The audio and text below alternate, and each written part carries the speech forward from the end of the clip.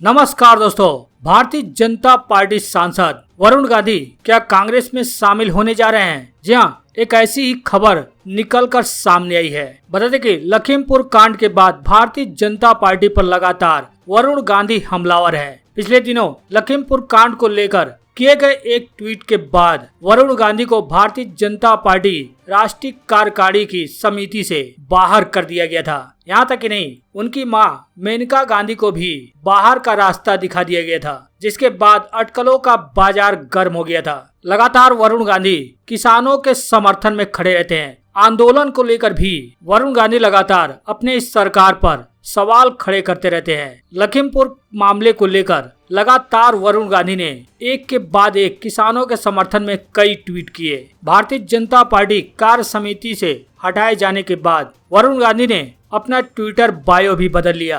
पहले वरुण गांधी अपने Twitter bio में बीजेपी शब्द जोड़ा करते थे, लेकिन अब आप देख सकते हैं उनके ट्विटर बायो में कहीं भी बीजेपी का नाम नहीं है। लखीमपुर मामले को लेकर उन्होंने ट्वीट करते हुए लिखा था कि लखीमपुर खीरी को हिंदू बनाम सिख लड़ाई में बदलने की कोशिश की जा रही है। ये न केवल एक अनैतिक और झूठा कोशिश है, इन दोषों की रेखाओं को बनाना और उन घावों को फिर से खोलना खतरनाक है, जिन्होंने एक पीढ़ी को ठीक किया है। हमें राष्ट्रीय एकता से ऊपर राजनीतिक लाभ नहीं रखना चाहिए। तो क्या वरुण गांधी अपनी पार्टी से नाराज हैं? सूत्रों के मुताबिक अपनी मां मेनका गांधी की लगातार उपेक्षा से वरुण गांधी खासे नाराज हैं और यही वजह है कि पार्टी लाइन से अलग जाकर लगातार बयानबाजी कर रहे थे। बता दें कि मोदी सरकार के कैबिनेट विस्तार में भी वरुण गांधी की भी चर्चा हो रही थी, लेकिन उन्हें शामिल नहीं किया गया। इसके अलावा अगले साल होने वाले यानी 2022 में होने वाले यूपी विधानसभा चुनाव में भी वरुण गांधी को कोई महत्वपूर्ण जिम्मेदारी नहीं दी गई है। तो क्या वरुण गांधी कांग्रेस में शामिल हो जाएंगे? जी हाँ, ऐसा ही एक पोस्टर वायरल किया गया है, जहां कांग्रेस के नेताओं ने उत्तर प्रदेश के प्रयागराज में उनके स्वागत का पोस्टर लगा दिया है। प्रयागराज में कांग्रेस नेताओं ने पोस्टर लगाकर सोशल मीडिया पर इसे वायरल भी कर दिया है। वरुण गांधी के स्वागत पोस्टर में लिखा है कि दुख भरे दिन बीते रे भैया, अब सुख आयो रे। इसमें वरुण गांधी के साथ कांग्रेस की अध्यक्ष सोनिया गांधी का भी फोटो लगाया गया है। नीचे में इरशाद उल्लाह और बाबा अभय अवस्थी की तस्वीर भी लगी है। इन दोनों को ही कांग्रेस का वरिष्ठ नेता भी बताया जा रहा है। हालांकि प्रयागराज में इस पोस्टर को जारी किए जाने के बाद तरह तरह की चर्चाएं शुरू हो गई है। इस पोस्टर पर विपक्षी दल के नेताओं ने जहां चुटकी लेनी शुरू कर दी, वहीं वरुण गांधी ने भी कांग्रेस में जाने की अटकलों पर अपनी चुप्पी तोड़ी। हालांकि इस पोस्टर को वायरल करने वाले कांग्रेस नेता को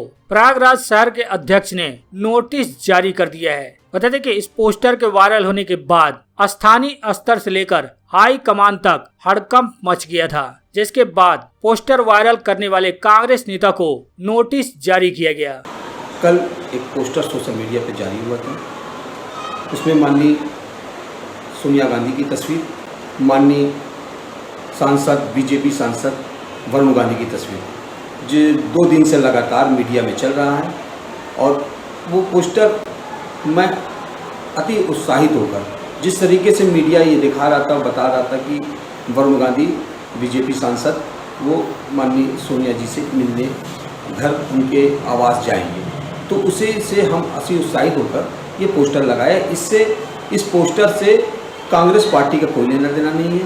हालांकि वरुण गांधी ने चुप्पी तोड़ी है। कांग्रेस का हाथ थामने को लेकर जो चर्चाएं सोशल मीडिया पर चल रही थी, बीजेपी सांसद वरुण गांधी ने उन सभी अटकलों पर विराम लगा दिया। वरुण गांधी ने भारतीय जनता पार्टी छोड़कर कांग्रेस में शामिल होने वाली बात पर बयान देते हुए साफ कर दिया कि यह सब अफवाह है। यह बात वरुण गांधी ने एक न्यूज चैनल से बातचीत के दौरान कही। साथ ही राष्ट्रीय कार्यकारिणी समिति यानी बीजेपी की राष्ट्रीय कार्यकारिणी समिति से हटाए जाने पर भी उन्होंने मीडिया के प्रश्नों का उत्तर दिया।